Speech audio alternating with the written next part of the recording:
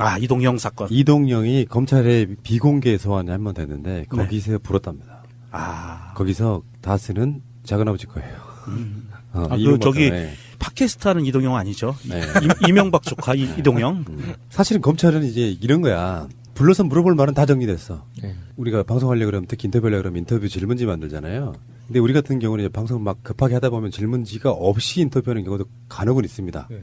이제 MC분은 저 같은 천재적인 머리로 이제 쉽게 하는 인터뷰도 있지만 시간이 많을수록 질문지는 다양해져요. 처음에 10개이던 질문이 디테일하게 세부 항목으로만 보면 막 3, 40개가 되기도 하고 그렇거든요. 그런 거는 똑같아. 검찰은 다 이미 준비됐어. 근데 시간을 죽이고 있잖아요. 이 사람이 오기를 막 기다리고 있어. 그러면 계속해서 디테일해져서 뭔가 미심쩍은 구석, 야, 봐봐봐. 이게 지금 날짜가 좀 부족하지 않냐? 그러면 또 그걸 보강하고 그 시간을 계속 주는 거예요.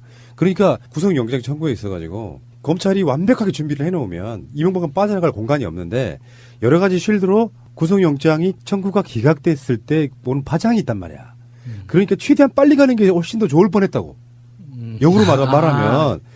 그러니까 자기가 딜레이를 시켜봐야 네. 아무런 의미가 없어요. 결국에는 구속이라고. 잠깐 밖에 나와 있는 기간이 몇 주가 더 길어지는 것뿐이에요.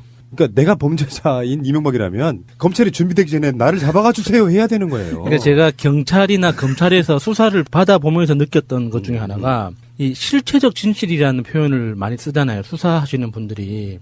그래서 수사의 목적은 실체적 진실을 밝히는 것이다라고 이런 표현을 하는데 그 실체적 진실이라는 게 얼마나 무서운 건지 느낀 적이 있어요. 이게 말 한마디 한마디 내가 진술했던 그 가장 미묘한 뉘앙스라도 차이가 있을 때 그 차이가 어디서 나는 건지를 철저하게 밝히더라고요. 그래서 대질신문도 하고 추가 조사도 하고 증인 소환도 하고 하면서 그 여러 가지 그러니까 수사기관들이 움직이는 업무 방식을 보면서 아, 실체적 진실을 밝히기 위해서 이 정도의 에너지를 쏟는구나. 이 정도의 노력을 하는구나라는 걸 보면서 거짓말 하는 게 어렵다. 생각보다. 그런 깨달음을 얻은 적이 있죠. 지금 어떤지 모르겠는데 구속영장을 청구해가지고 기각되잖아요. 그럼 조인트카예요. 예. 그러니까 검찰은 그게 본능적인 약간 그런 식의 동물인 거야. 이 사람을 범죄자로 특정하고 그 혐의를 입증해서 이 사람은 여러 가지 이유로 뭐 도주라든지 증거인멸이라든지 이유로 구속영장을 법원에 청구했는데 법원에서 기각되는 경우는 사실은 이렇게 많기도 힘들어요. 어떻게 보면. 대부분은 다 구속영장이 발부가 됩니다. 법의 도사들인 검사들이 봤을 때 영장이 나올 거라고 생각해서 치는 거예요, 사실은. 그렇죠. 근데 이제 어떤 정치적 사건이나 이렇게 막 한꺼번에 휘몰아치다 보니까 가끔씩 기각되는 경우가 있긴 한데 어쨌건 기각이 되면 검찰은 내부적으로는 조인트 까던 문화가 있었을 정도예요. 어떻게 했길래 이 새끼가 지금 기각을 당하고 자존심 엄청 상하는 상황이거든요. 검찰은 지금 계속해서 칼을 갈고 있는 거예요. 칼이 더 날카로워지고 있는 거야. 이명박 씨는 빨리 가시는 게 자발적으로 빨리 가는 게 도움됩니다. 까딱 잘못하면은 와이프랑 같이 가야 돼요. 그런데 지금 이명박 소환 전에 이시영을 소환하지 않겠느냐가 있거든요. 이명박을 마지막 하이라이트로 하고 이시영이 소환될 날짜가 올림픽 끝나기 전일 가능성이 있다. 이런 얘기까지 나오고 있어요. 아들, 손자, 며느리 다 모여서 아들, 손자, 며느리 다 모여서 밤새도록. 이게 사실 검찰 입장에서는 제가 검찰한테 부탁의 말씀을 드리고 싶은 게 요 며칠간의 그 이재용 재판과 최순실의 재판을 보면서 사실 특검이 움직이면서 수사할 수 있는 기한이 특정돼서 연장되지도 않았고 굉장히 촉박한 관계에서 기소를 한 건 사실이거든요. 굉장히 그 정해져 있는 시간 안에 모든 것을 혐의를 입증해서 기소를 해야 됐기 때문에 사실 특검들의 능력을 치를 벗어나는 사건을 맡은 거나 마찬가지였어요. 이 박근혜 사건은, 최순실 사건은. 그랬기 때문에 그 와중에서 나온 게 박근혜와 최순실이 한 몸이라는 걸 명확하게 입증하기가 너무 힘들어서 제3자 뇌물죄라는 항목을 적용을 했어요. 제3자 뇌물죄라는 것은 제3자에게 뇌물을 줘서 받은 이익을 확실히 특정할 수 있어야 돼요. 증거로 제출할 수 있어야 되거든요. 그냥 뇌물죄하고 달라요. 그렇기 때문에 자꾸 거기서 쟤네들이 저쪽 이재용 측이나 이쪽 자본 측에서 허점을 파고 들어가지고 이상한 논리로 해서 무죄를 만들어내고 반유죄, 반무죄 이렇게 만들어내고 있는 상황이에요. 그렇다고 봤을 때 지금 검찰, 이명박을 수사하고 있는 검찰들은 이러한 그 특검들이 받았던 이 기간의 그 쫓기는 이런 것 때문에 어찌할 수 없이 이게 법리를 정말 100% 짜맞추지 못한 그런 것에 대해서 이거 타산지석을 삼아서 이명박에 관계된 거는 정말 단 1%만큼의 가능성도 빠져나갈 가능성도 없을 만큼 촘촘하게 그렇죠. 만들었으면 네. 좋겠습니다. 2010년에 다스의 과장으로 입사합니다. 이시영. 이명박 대통령 때이죠. 2012년 박근혜가 뽑히기 전에 이사로 승진하고요. 2014년 그해 세월호 사건이 있던 그해에 다스 해외 법인 대표에 오릅니다. 4년 만에 이제 해외 법인의 대표까지 올라가는. 한국 법인, 해외 법인 따로 이렇게 법인을 두고 있는 거니까 그러면서 점점 그래서 국내 법인의 대표가 되는 게 아니고 국내 법인을 정리해가면서 현재 있는 다스를 무력화시키고 해외 법인으로 실질적인 자기 실권이랄까 돈을 가져가면서 법인 자체를 해외에 주력으로 두려고 했던 그런 부분이고 그러면서 상속까지 연결되는 부분이라서 이것도 이재용하고 굉장히 좀 유사한 구조를 갖고 있는. 예, 상속의 네, 효과가 네. 분명한 방법이죠. 벌려놓은 게 너무 많아가지고 다스 이야기만 해도 이제는 막 본질이 좀 호도되는 거 있잖아요. 뭐지? 범죄인 건 알겠는데 네. 뭐지 해서 디테일이 너무 이렇게 강조되는 이런 사건이다 보니까 저는 빨리 이명박이 조사를 받은 다음에 그 많은 어떤 맥락들 중에 큰 줄기 있잖아요. 장가지 빼고 큰 줄기만 갖고 이야기 좀 했으면 좋겠어요. 보도들은 그런 거거든요. 죄가 안 되는 것까지 계속 보도를 하니까 나중에 진짜로 본말이 전도되는 이 상태까지 오는 근데 부분이 있어요. 푸나님이 말씀하신 그 MB가 수사에 적극 협조하는 게 MB를 위해서 좋은 것 같아요. 그렇죠. 당연하죠. 예, 이게 계속 이렇게 이야기가 커지고 하다 보면 다스 하나만 가지고도 지금 이렇게 덩치가 이렇게 커졌는데 나머지 뭐 국정원 특활비라든지 뭐 4대강이라든지 자원외교라든지 이게 또 제목이 달라질 때마다 이 정도 규모로 계속 퍼지는 거면 이명박한테 결코 이렇게 이로울 게 없거든요. 그러니까 다시 규정을 하면 이명박이 해왔던 거는 다른 면에서 보면 이명박 정권 때 국정농단 사건이에요. 다스는 예. 특히 그렇다고 청와대를 이용하고 외교부를 이용하고 해서 자기 사적인 이익을 취하잖아요. 예. 국정농단이라고요. 그래서 우리가 하고 싶은 게 그거예요. 이명박 씨한테 최순실 재판 봤나? MB? 20년 박근혜는 사실상 25년 확정. 이명박도 마찬가지라는 거예요. 이명박은 정말 나이가 올해 만으로 77세예요. 이거를 그 한자의 전문용어로 희수라고 합니다. 희수. 나이를 많이 먹어서 기쁘다 이런 뜻이에요. 근데 여러 가지 뜻이 장수만세다 있어요. 이거지. 예, 예. 또 다른 의미가 있긴 한데 그건 설명이 좀 복잡하고 70세만 돼도 고희라고 합니다. 예로부터 귀에서 장수를 축하받는 나이예요. 88세인가는 아마 미수 이렇게 할 겁니다. 쌀미졌어가지고. 근데 그 정도 나이에 누릴 기쁨은 박근혜보다는 많았으면 많았지 적을 리가 없는 이명박의 죄잖아요. 그렇죠. 77 더하기 미니멈 25년. 몇 살이에요? 100살이 넘는다고. 아유. 그러니까 이명박도 그러면 하루라도 빨리 그 모든 죄를 다 털어놓고 선처를 구하고 이거는 선처를 구해서 감형받는 수밖에 맞아요. 없어요. 맞아요. 죄송합니다. 그리고 전 국민 앞에 그 넙죽 엎드려서 큰절하면서 죄송하다고 하고 검찰한테 가서도 모든 수사를 다 협조하고 다스는 국가에 헌납하고 그다음에 현대화구에 벌어졌던 모든 일들 다 까발리고 이렇게 하고 난 다음에 응분의 처벌을 받고 그러면 한 10년 정도 받을 것 같아요. 그러면 한 10년 정도 받고 그리고 죽기 전에 나와야 될 거 아니에요. 그렇지. 그러니까 이번에 이명박 들어가면 살아서는 못 나와. 그러니까. 최순실은 20년이면요. 요즘 오래 살아요. 90세도 되기 전에 나와. 한참 젊을 때지 뭐. 박근혜도 나이가 있기 때문에 그런데 이명박은 못 나와요. 못 나오죠. 이명박은 100세 넘어서 사실상은 그걸로 나오시죠. 백골이진 토대요. 넋이라도 있고 없고. 아니 우리가 이명박을 너무 무시하는 것 같아요. 이미 줄기세포 치료를 받아가지고 200살까지 살 수 있는 몸인지도 몰라요. 네. 참네. 그러면 더 고통스러울걸? 네, 그러길 바랍니다, 저는. 아니, 그러면 훨씬 고통스럽죠. 예. 그래서 한 300년 살았으면 좋겠어요, 어. 이명박이. 곤보기로. 예. 이명박은 거기 가서 땅 투기 할 거예요. 교도소에서도. 그래서 지금 이명박은 올림픽 기간 내내 끊임없이 털리고 있어요. 언론들은 상업성을 위해서라도 굉장히 강한 뉴스를 가져올 수밖에 없습니다. 현재 보도는 딱 네 가지라고 봐요. 올림픽, 남북, 다음에 이명박, 그리고 겨우 조금 야당, 플러스 지방선거. 이 정도가 뉴스의 빅5 정도 되는데 이 상황에서 이명박이라고는 좋은 소재를 놓칠 수가 없는데 너무 많이 정보가 나오니까 무감각해지는 거 있죠, 여러분들도. 장다사로가 영장이 기각됐다고 그래서 별로 분노하지도 않아요, 이제. 요즘은 그 JFK, 그러니까 존 F 케네디 암살 사건을 다룬 여러 가지 백서나 그 기록을 비롯한 다큐멘터리 자료들이 많거든요. 그런 장면을 보는 것 같아요. 그런 자료들의 공통점이 뭐냐면 한 페이지 한 페이지마다 사람 이름이 너무 많이 나와가지고 다음 페이지가 넘어가면 무슨 말인지 몰라. 그 이제 소위 그 속칭 우리가 유명한 말이죠. 만인보. 예. 만 명의 사람이 등장할 것 같은 그런 이 불길한 느낌. 그래서 누가 누군지 이제는 구별이 안 되는 거예요. 조직도를 하나 좀 그려놓고 우리가 방송을 해야 될 것 같습니다. 아무래도. 아니 제가 이명박 파일을 따로 만들었거든요. 아. 나중에 도표랑 이런 거를 너무 많이 넣다 보니까 이 파일이 커져가지고 열 때마다 시간이 너무 많이 걸려. 이명박의 재산 관리인인 이영배, 이병모가 각각 구속영장이 청구되고 이병모는 긴급 체포되고 재산 관리인인 이영배를 구속영장 청구하고 이병모는 긴급 체포하고 이런 식이란 말이죠. 이영배가 금강이라고 하는 회사를 운영하면서 회사 자금을 빼돌려요.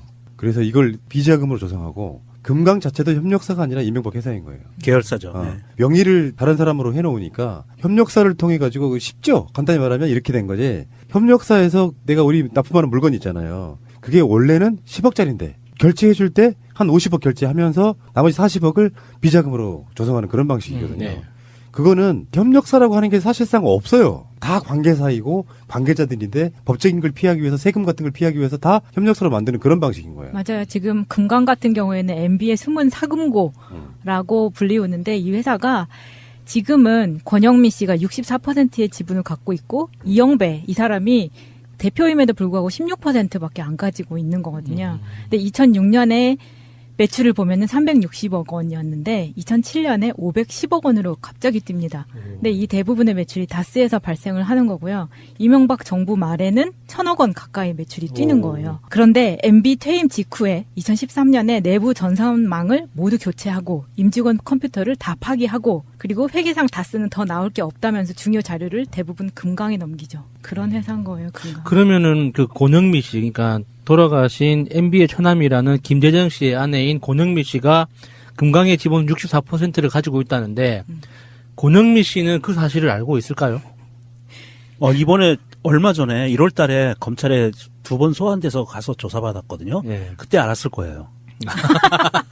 그래서 지금은 알고 있는 거네요. 네, 지금은 알고 있을 거예요. 근데 이 이영배란 사람 자체도 처음부터 금강의 대표는 아니었고 원래 MB 집사 뭐 금고직이라고 불리웠잖아요. 다스 계열사 중에 홍원 프레이닝 이 회사의 등기 이사였어요. 그렇게 해서 이제 완전히 이제는 집사람이 된 거죠. 이병모 같은 경우에도 처음 소환이 된 게 아니고 2008년 정호영 특검 때도 수사를 받은 적이 있는 사람인데 이 사람이야말로 왜 우리가 여러 번 다뤘었잖아요. 영포빌딩 지하 1층에서 도곡동 사고 이럴 때 김재정하고 같이 있었던 사람으로 추정이 되는데 이명박이 가지고 있는 영포빌딩이나 영포빌딩만 있는 게 아니죠. 영일빌딩 그리고 거기 상가까지 세 곳의 건물을 관리하기 위해서 만든 대명기업 혹은 대명통상 이거는 이제 거의 한 회사라고 볼 수 있는데 여기에 직원인 이병모 당시에 이제 10년 전에는 차장이었는데 지금 이제 대표가 된 거죠. 이 사람이 이제 이명박의 부동산을 관리를 하면서 98년부터 2001년까지 이 사람이 만들어준 국민연금 보험료가 이명박의 보험료가 월 15,000원에서 23,000원 납부한 것 때문에 난리가 났었던 그때 그 사람이 그 실무자였군요. 네. 그 사람 이 사람 업무적으로는 굉장히 탁월하게 능력이 있는 사람이네요.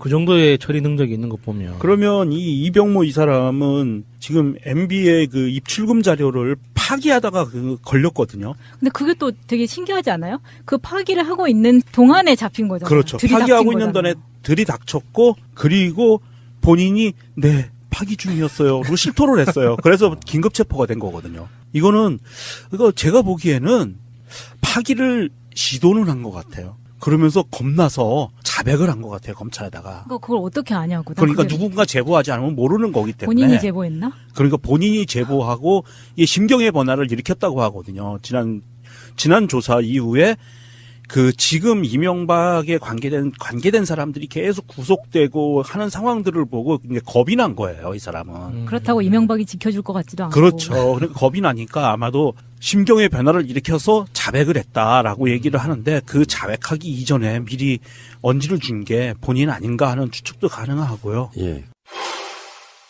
이명박 전 대통령의 재산 관리인으로 불리는 이병모 청계재단 사무국장이 증거인멸, 횡령과 배임 등의 혐의로 구속됐습니다. 이 국장은 이명박 전 대통령의 차명재산 입출금 내역이 담긴 장부를 파기한 혐의로 조사를 받아왔습니다. 검찰은 이 국장을 상대로 이 전 대통령의 차명재산에서 이 전 대통령 쪽으로 흘러들어간 자금의 유무와 불법성 여부를 집중 조사할 계획입니다.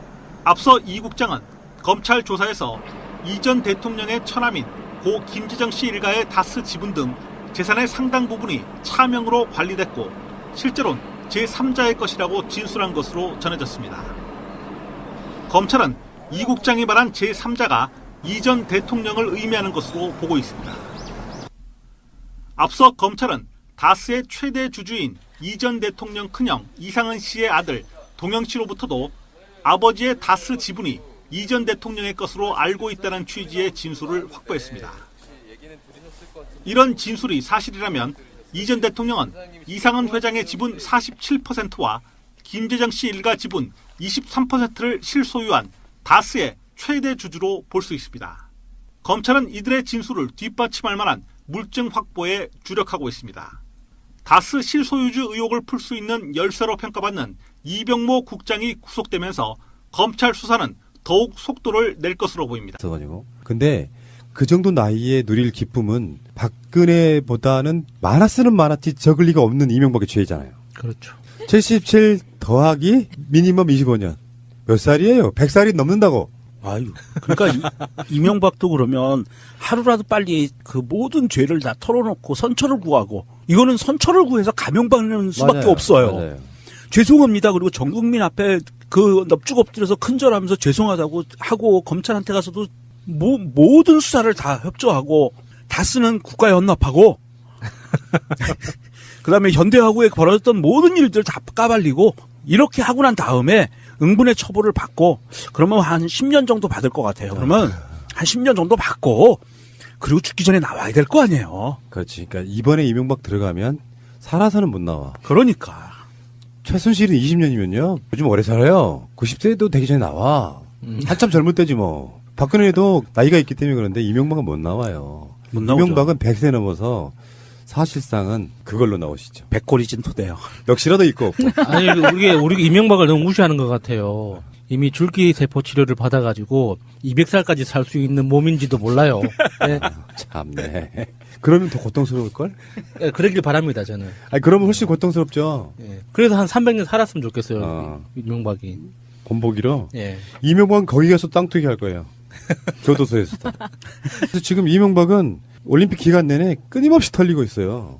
언론들은 상업성을 위해서라도 굉장히 강한 뉴스를 가져올 수밖에 없습니다. 현재 보도는 딱 네 가지라고 봐요. 올림픽, 남북, 다음에 이명박, 그리고 겨우 조금 야당, 플러스 지방선거. 이 정도가 뉴스의 빅5 정도 되는데 이 상황에서 이명박이라는 좋은 소재를 놓칠 수가 없는데 너무 많이 정보가 나오니까 무감각해지는 거 있죠, 여러분들도. 장다사로가 영장이 기각됐다고 그래서 별로 분노하지도 않아요, 이제. 요즘은 그 JFK, 그러니까 존 F 케네디 암살 사건을 다룬 여러 가지 백서나 그 기록을 비롯한 다큐멘터리 자료들이 많거든요. 그런 장면을 보는 것 같아요. 그런 자료들의 공통점이 뭐냐면 한 페이지 한 페이지마다 사람 이름이 너무 많이 나와가지고 다음 페이지가 넘어가면 무슨 말인지 몰라. 그거 이제 소위 그 속칭 우리가 유명한 말이죠. 만인보. 예. 만 명의 사람이 등장할 것 같은 그런 이 불길한 느낌. 그래서 누가 누군지 이제는 구별이 안 되는 거예요. 조직하면 여러 가지 이유로 뭐 도주라든지 증거인멸이라든지 이유로 구속영장을 법원에 청구했는데 법원에서 기각되는 경우는 사실은 이렇게 많기도 힘들어요. 어떻게 보면 대부분은 다 구속영장이 발부가 됩니다. 법의 도사들인 검사들이 봤을 때 영장이 나올 거라고 생각해서 치는 거예요, 사실은. 그렇죠. 근데 이제 어떤 정치적 사건이나 이렇게 막 한꺼번에 휘몰아치다 보니까 가끔씩 기각되는 경우가 있긴 한데 어쨌건 기각이 되면 검찰은 내부적으로는 조인트 까던 문화가 있었을 정도예요. 어떻게 했길래 이 새끼가 지금 기각을 당하고 자존심 엄청 상하는 상황이거든요. 검찰은 지금 계속해서 칼을 갈고 있는 거예요. 칼이 더 날카로워지고 있는 거야. 이명박 씨는 빨리 가시는 게 자발적으로 빨리 가는 게 도움됩니다. 까딱 잘못하면은 와이프랑 같이 가야 돼요. 그런데 지금 이명박 소환 전에 이시영을 소환하지 않겠느냐가 있거든요. 이명박을 마지막 하이라이트로 하고 이시영이 소환될 날짜가 올림픽 끝나기 전일 가능성이 있다. 이런 얘기까지 나오고 있어요. 아들, 손자, 며느리 다 모여서 아들 손자 며느리 다 이게 사실 검찰 입장에서는 제가 검찰한테 부탁의 말씀을 드리고 싶은 게 요 며칠간의 그 이재용 재판과 최순실의 재판을 보면서 사실 특검이 움직이면서 수사할 수 있는 기한이 특정돼서 연장되지도 않았고 굉장히 촉박한 관계에서 기소를 한 건 사실이거든요. 굉장히 그 정해져 있는 시간 안에 모든 것을 혐의를 입증해서 기소를 해야 됐기 때문에 사실 특검들의 능력치를 벗어나는 사건을 맡은 거나 마찬가지였어요. 이 박근혜 사건은, 최순실 사건은. 그랬기 때문에 그 와중에서 나온 게 박근혜와 최순실이 한 몸이라는 걸 명확하게 입증하기가 너무 힘들어서 제3자 뇌물죄라는 항목을 적용을 했어요. 제3자 뇌물죄라는 것은 제3자에게 뇌물을 줘서 받은 이익을 확실히 특정할 수 있어야 돼요. 증거로 제출할 수 있어야 되거든요. 그냥 뇌물죄하고 달라요. 그렇기 때문에 자꾸 거기서 쟤네들이 저쪽 이재용 측이나 이쪽 자본 측에서 허점을 파고 들어가지고 이상한 논리로 해서 무죄를 만들어내고 반유죄, 반무죄 이렇게 만들어내고 있는 상황이에요. 그렇다고 봤을 때 지금 검찰, 이명박을 수사하고 있는 검찰들은 이러한 그 특검들이 받았던 이 기간의 그 쫓기는 이런 것 때문에 어찌할 수 없이 이게 법리를 정말 100% 짜맞추지 못한 그런 것에 대해서 이거 타산지석을 삼아서 이명박에 관계된 거는 또를 하나 좀 그려놓고 우리가 방송을 해야 될 것 같습니다. 아무래도. 아니 제가 이명박 파일을 따로 만들었거든요. 나중에 도표랑 이런 거를 너무 많이 넣다 보니까 이 파일이 커져가지고 열 때마다 시간이 너무 많이 걸려. 이명박의 재산 관리인인 이영배, 이병모가 각각 구속영장이 청구되고 이병모는 긴급체포되고 재산 관리인인 이영배를 구속영장 청구하고 이병모는 긴급체포하고 이런 식이란 말이죠. 이영배가 금강이라고 하는 회사를 운영하면서 회사 자금을 빼돌려요. 그래서 이걸 비자금으로 조성하고 금강 자체도 협력사가 아니라 이명박 회사인 거예요. 계열사죠. 네. 명의를 다른 사람으로 해놓으니까 협력사를 통해 가지고 쉽죠. 간단히 말하면 이렇게 된 거지. 협력사에서 내가 우리 납품하는 물건 있잖아요. 그게 원래는 10억짜리인데 결제해줄 때 한 50억 결제하면서 나머지 40억을 비자금으로 조성하는 그런 방식이거든요. 네. 그거는 협력사라고 하는 게 사실상 없어요. 다 관계사이고 관계자들인데 법적인 걸 피하기 위해서 세금 같은 걸 피하기 위해서 다 협력사로 만드는 그런 방식인 거예요. 맞아요. 지금 금강 같은 경우에는 MB의 숨은 사금고라고 불리우는데 이 회사가 지금은 권영미 씨가 64%의 지분을 갖고 있고 이영배 이 사람이 대표임에도 불구하고 16%밖에 안 가지고 있는 거거든요. 근데 2006년에 매출을 보면은 360억 원이었는데 2007년에 510억 원으로 갑자기 뜁니다. 근데 이 대부분의 매출이 다스에서 발생을 하는 거고요. 이명박 정부 말에는 1,000억 원 가까이 매출이 뛰는 거예요. 그런데 MB 퇴임 직후에 2013년에 내부 전산망을 모두 교체하고 임직원 컴퓨터를 다 파기하고 그리고 회계상 다스는 더 나올 게 없다면서 중요 자료를 대부분 금강에 넘기죠. 그런 회사인 거예요. 금강. 그러면은 그 고능미 씨, 그러니까 돌아가신 MB의 처남이라는 김재정 씨의 아내인 고능미 씨가 금강의 지분 64%를 가지고 있다는데 고능미 씨는 그 사실을 알고 있을까요? 이번에 얼마 전에 1월 달에 검찰에 2번 소환돼서 가서 조사받았거든요. 네. 그때 알았을 거예요. 그래서 지금은 알고 있는 거네요. 네, 지금은 알고 있을 거예요. 근데 이 이영배란 사람 자체도 처음부터 금강의 대표는 아니었고 원래 MB 집사 뭐 금고직이라고 불리웠잖아요. 다스 계열사 중에 홍원 프레이닝 이 회사의 등기 이사였어요. 그렇게 해서 이제 완전히 이제는 집사람이 된 거죠. 이병모 같은 경우에도 처음 소환이 된 게 아니고 2008년 정호영 특검 때도 수사를 받은 적이 있는 사람인데 이 사람이야말로 왜 우리가 여러 번 다뤘었잖아요. 영포빌딩 지하 1층에서 도곡동 사고 이럴 때 김재정하고 같이 정말 단 1%만큼의 가능성도 빠져나갈 가능성도 없을 만큼 촘촘하게 그렇죠. 만들었으면 네. 좋겠습니다. 2010년에 다스의 과장으로 입사합니다. 이시영. 이명박 대통령 때이죠. 2012년 박근혜가 뽑히기 전에 이사로 승진하고요. 2014년 그해 세월호 사건이 있던 그해에 다스 해외 법인 대표에 오릅니다. 4년 만에 이제 해외 법인의 대표까지 올라가는. 한국 법인, 해외 법인이 따로 이렇게 법인을 두고 있는 거니까 그러면서 점점 그래서 국내 법인의 대표가 되는 게 아니고 국내 법인을 정리해가면서 현재 있는 다스를 무력화시키고 해외 법인으로 실질적인 자기 실권이랄까 돈을 가져가면서 법인 자체를 해외에 주력으로 두려고 했던 그런 부분이고 그러면서 상속까지 연결되는 부분이라서 이것도 이재용하고 굉장히 좀 유사한 구조를 갖고 있는. 예, 상속의 효과가 분명한 방법이죠. 벌려놓은 게 너무 많아가지고 다스 이야기만 해도 이제는 막 본질이 좀 호도되는 거 있잖아요. 뭐지? 범죄인 건 알겠는데 네. 뭐지 해서 디테일이 너무 이렇게 강조되는 이런 사건이다 보니까 저는 빨리 이명박이 조사를 받은 다음에 그 많은 어떤 맥락들 중에 큰 줄기 있잖아요. 장가지 빼고 큰 줄기만 갖고 이야기 좀 했으면 좋겠어요. 보도들은 그런 거거든요. 죄가 안 되는 것까지 계속 보도를 하니까 나중에 진짜로 본말이 전도되는 이 상태까지 오는 근데 부분이 있어요. 푸나님이 말씀하신 그 MB가 수사에 적극 협조하는 게 MB를 위해서 좋은 것 같아요. 그렇죠. 당연하죠. 예, 이게 계속 이렇게 이야기가 커지고 하다 보면 다스 하나만 가지고도 지금 이렇게 덩치가 이렇게 커졌는데 나머지 뭐 국정원 특활비라든지 뭐 4대강이라든지 자원외교라든지 이게 또 제목이 달라질 때마다 이 정도 규모로 계속 퍼지는 거면 이명박한테 결코 이렇게 이로울 게 없거든요. 그러니까 다시 규정을 하면 이명박이 해왔던 거는 다른 면에서 보면 이명박 정권 때 국정농단 사건이에요. 다스는 예. 특히 그렇다고 청와대를 이용하고 외교부를 이용하고 해서 자기 사적인 이익을 취하잖아요. 예. 국정농단이라고요. 그래서 우리가 하고 싶은 게 그거예요. 이명박 씨한테 최순실 재판 봤나? MB? 20년 박근혜는 사실상 25년 확정. 이명박도 마찬가지라는 거예요. 이명박은 정말 나이가 올해 만으로 77세예요. 이거를 그 한자의 전문용어로 희수라고 합니다. 희수. 나이를 많이 먹어서 기쁘다 이런 뜻이에요. 근데 여러 가지 뜻이 장수만세다 있어요. 이거지. 또 다른 의미가 있긴 한데 그건 설명이 좀 복잡하고 70세만 돼도 고희라고 합니다. 예로부터 귀에서 장수를 축하받는 나이예요. 88세인가는 아마 미수 이렇게 할 겁니다. 쌀미졌어. 아, 이동영 사건. 이동영이 검찰에 비공개 소환이 한 번 됐는데 거기서 불었답니다. 아, 거기서 다스는 작은아버지 거예요. 그 저기 네. 팟캐스트 하는 이동영 아니죠? 네.